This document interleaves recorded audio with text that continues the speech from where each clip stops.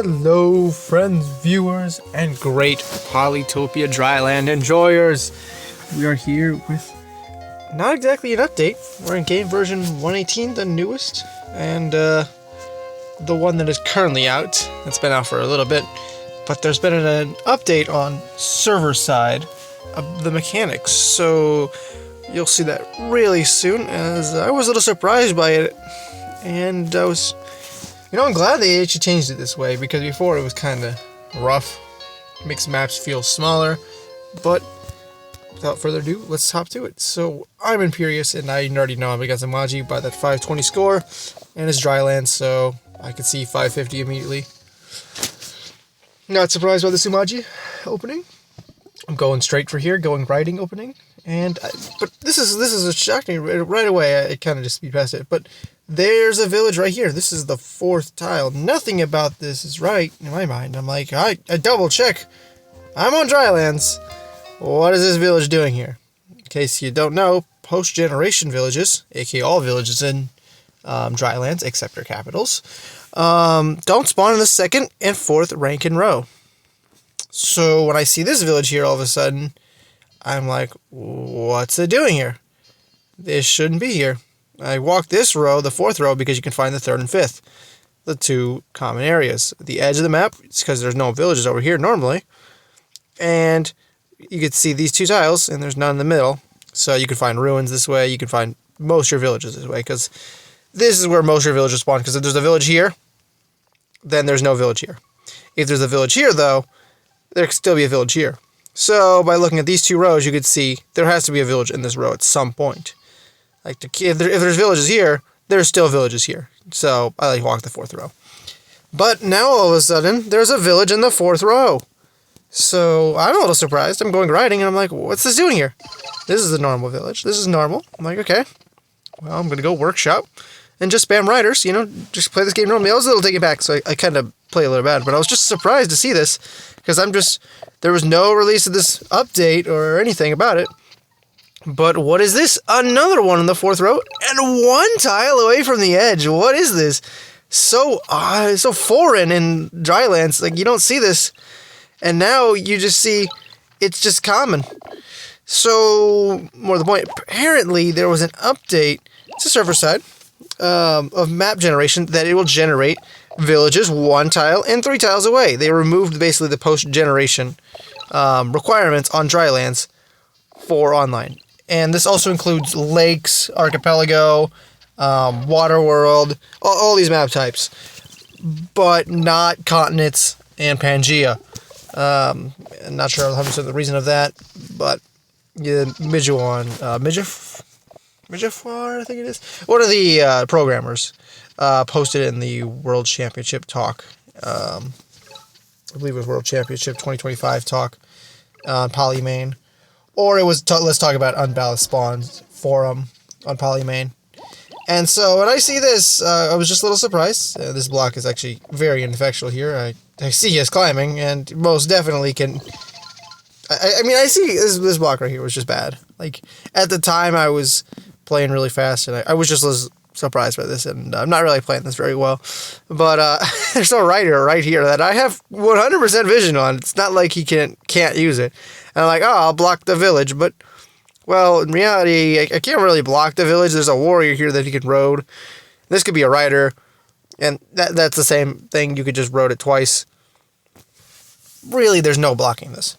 I should have stepped off when I went over here. Oh, well. But it's fine. We're going over here. I'm going for my giant, getting the city upgraded. I actually delayed the giant a bit because I didn't want to get forestry or hunting. I just wanted to go roads. I was like, well, the road connection's here. That'll be enough. I was hoping to get this village or this village. Any of these villages would have just been road connections. Obviously, that's not the case in this, because I go for these kills, retreat with the rider. This village is more of mine, because I need to make sure I get half the map at least. Of course, there's warriors in the fog that I can't see, but this village is very important, as it's like the center. And 2, it's Eye of God for me, so I don't really want to lose that village, and because he's already gotten all these other villages. And he's taking workshop on every single village he's taken. You can see workshop here. So I'm just go for border growth, get my giant, and I'm going to pop a second giant here. nothing too big, and then, you know, smack, retreat, and get some more units. So now I'm just basically playing this sort of defense strategy. He's going climbing, which not mining. I mean mining. He already had climbing, but he's going mining, and I'm just surprised. Like, mining? Azumaji?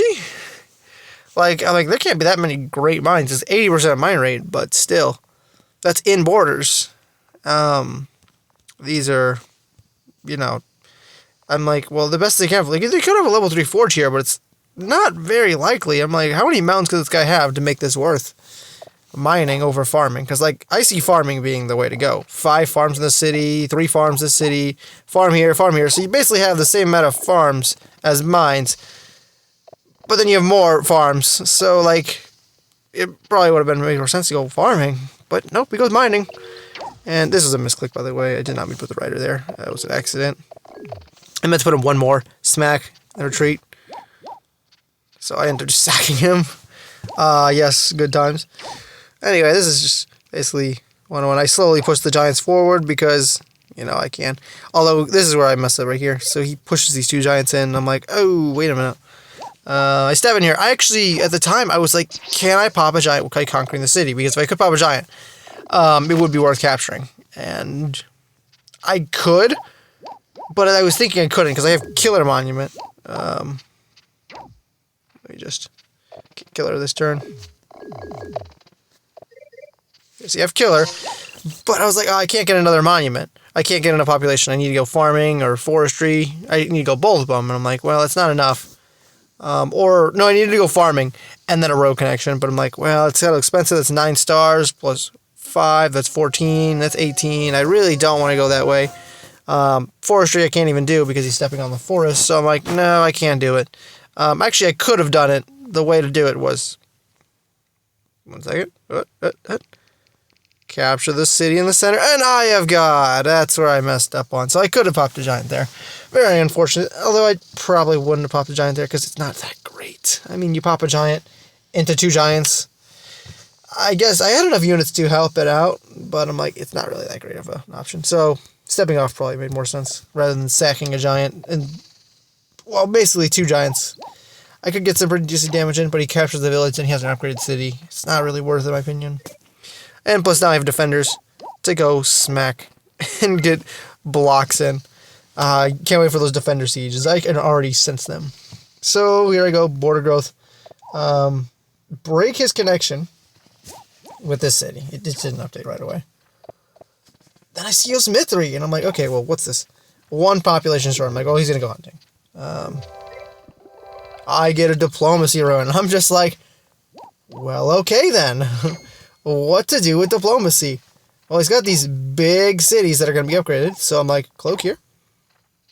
And cloak here. This one I think I maybe messed up. I think I better to cloak here, because you can go here, and then you have these 3 tiles rather than just this mountain.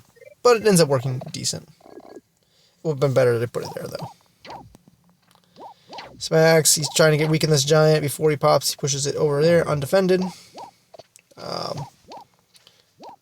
And then he's just getting rid of my giant. He retreats his 10 health giant. So he trades a giant, basically, for just a weakened giant. So he keeps his giant alive. I'm like, that's unfortunate. But it looks like he's losing ground at the moment. So I can get the defender on the mountain, which he can't really fight because that's not worth. I go forestry and just chop everything. Because, one, I don't want to place roads on all these tiles. I mean, I don't want to lose units on these roads. Because these are forests. So, like, these roads are useless on the returning. Like, I'll kill. And then I get stuck here. So I just chop it. Plus, I need the income. By buying forestry costing me 20 stars. Not exactly cheap. But now these cloaks are in here. So even though he's got this giant, I'll sack this giant right here. Like, it's not a big deal. I messed up the cloak, though, because I forget to move the giant off first, then cloak, which would have been the better way to do it, so they get the defended cloaks. But I just cloak first. So all these are undefended. Not a big deal. I moved the defender there. I guess it's fine, because I moved the defender there, so I can protect. Anyway, it turns out pretty well. I go archery here for the defense bonus, and 2, archers are really going to get rid of these giants, getting swordsmen, which he is certainly spamming of. But since he's not going towards riders anymore, getting these cloaks in is really easy. Well, besides this one, this got blocked. But He's not going to be able to reveal these cloaks with swordsmen. Like, this mountain right here just denies the access. I was trying to find a way here to remove this giant, but 12 hits is a lot. And I'm just like, well, I could sack a couple units. It's not going to happen. So I'm just like, I'll weaken this, get the defender kill. Then I'm like, I'll go this. I got a better idea. I'm going to go for his capital. Right here, Grand Bazaar, straight into this mountain. Because why would he defend this mountain? He's looking for a cloak. But in reality, I'm just going to spam more cloaks and pretend like I couldn't reach him. And I'm going to try next turn because there's so many cloaks that I don't think he's keeping track of them. He's got like, he had a pretty decent amount of time. He had like 3 minutes or something. But I think he was playing another game at the same time. So he would like not play for like the first minute. So he was losing time. Grand Bazaar, nice. Just chipping away at these units. We'll skip ahead real quick because this is just basically, this is over. It's just basically slow progress here. Free Spirit. Then I'm just like, yeah, going Chivalry. I chopped so many forests, but I didn't need math at this point. It looks like it's over. Like, my extra income comes from cloaks. Then he resigns. I think Chivalry just did it for him. Like, even if he can't do anything at this point, like, he hasn't upgraded this city. He should have upgraded this city, to be honest. He just needed 1 forge. It would have been 1 extra star per turn. It costs 5 stars. It gives him 5 stars. Not even a bad trade. But yeah, now him pushing towards this west side against archers is just doom. Like, Smithery, I think, is just the wrong route. Especially for Umachi. Like, Smithery is not that great. It's good if you're Chin. Like, Chin, Wenger, great tech. Venger's not great, but the Smithery tech is great because you get like these level 4 forge spots, but they don't have 100% mountain rate. They have 80%, which I get a climbing here, and you can see it's not actually every mountain. It's like there's no mine here, so it's not even that good. It gets a lot of level 2, which is really good, but it doesn't feel that great because like farming does way better, I'm pretty sure. Like, you get better market spots. He doesn't go markets here. Like forges don't really give that great market spots. They give good population. They're good with construction. Like, they're later. But by that point, you probably have, like, every other tech. You don't need Smithery. Smithery is not that great. It really doesn't help him that much because now he's playing, like, these swordsmen, which only have 1 tile movement, and then roads double it. But they don't have, like, the maneuverability that riders do. They're not chaining through units like knights. They're just really just warriors that are just stronger, and they're not that great. Like,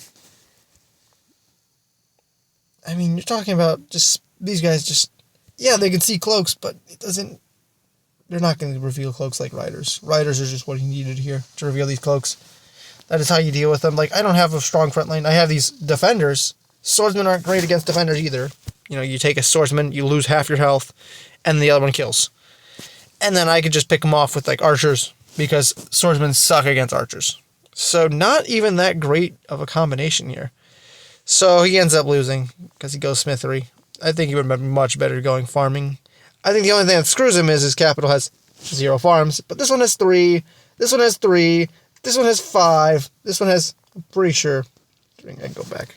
Pretty sure it said 2. Pretty sure this was a farm. I cannot remember. Maybe it was a fruit. Yeah, this was a fruit. Alright, well, that's a fruit. But he has a lot of farms in the cities. Like, it's crazy, but he just doesn't go for it. He just decides that Smithery is the better answer. Which, I mean, even if he got like a mining run, which I'm pretty sure he did get, which is why he goes. I know he gets mining here. How does he get mining? Ugh.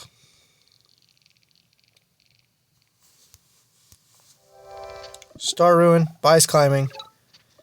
Yeah, he buys mining. Like, he buys mining over farming. Like, he even sees this city is just crazy good. Like, he doesn't, like, mines only get a benefit this city and this city, in my opinion, in your capital.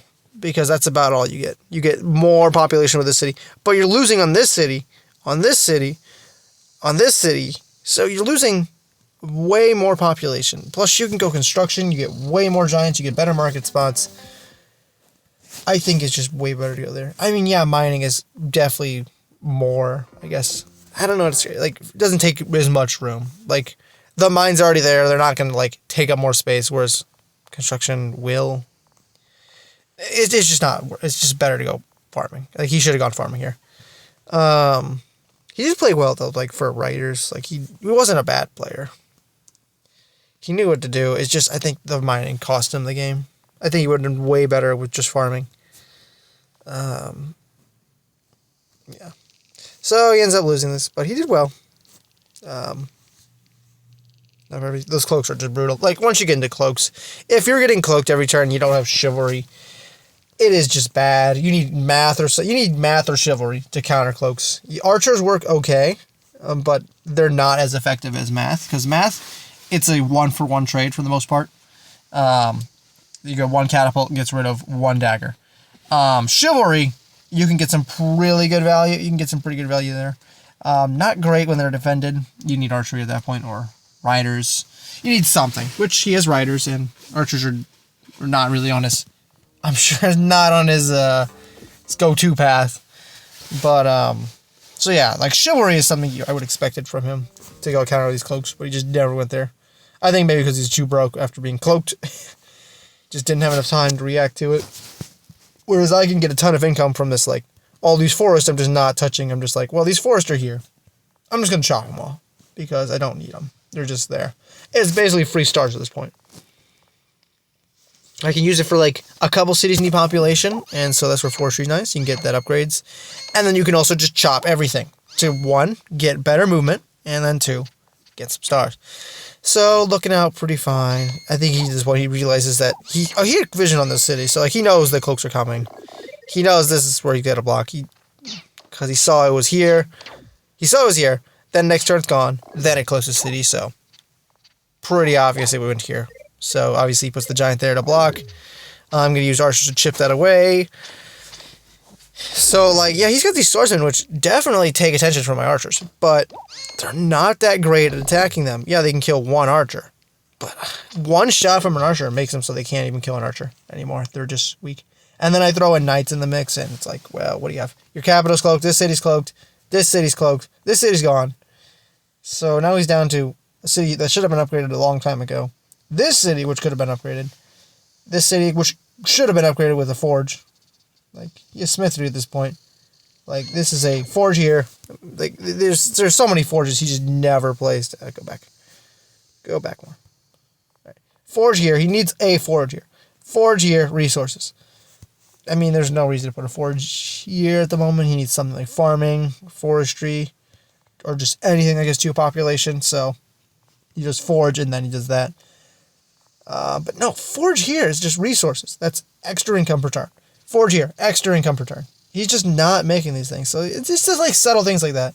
That just cost him a lot of stars over time. Like, when's he get smithery? So I'm pretty sure it's more recently in this game. Because if you actually do the math, it cost him a lot of stars. It's like, I think this is where he gets smithery, yeah. So 28 stars. Alright. So turn 16, it cost him 1 star, 2 star. Did he give him this ruin? Did he just not grab this ruin until the end? Meditation, that's useless. But it cost him a lot of stars. Like, he's not going for this. That's, 5 stars per each. Cost him 12 stars by not putting 2 forges down. That costs 0 because you get the resources back. So yeah, that also costs him a lot. Like, you do forge here, constructions by here, then you can do market, forge. I don't know where you put a market for this one. If you do a forge there, but it's fine. Yeah.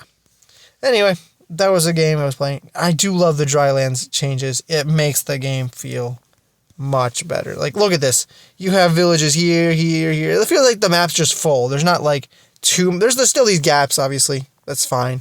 Border growth. You obviously want some room with border growth. But yeah, no, it feels like it's a lot bigger. It feels like the maps are just like one size up. And that's what people are talking about in PC chat.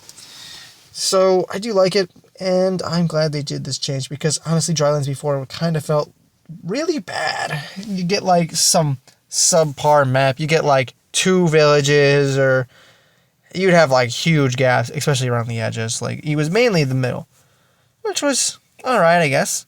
But I didn't like it too much, because you would have like nothing on the edges. It basically would be like dead zones over there.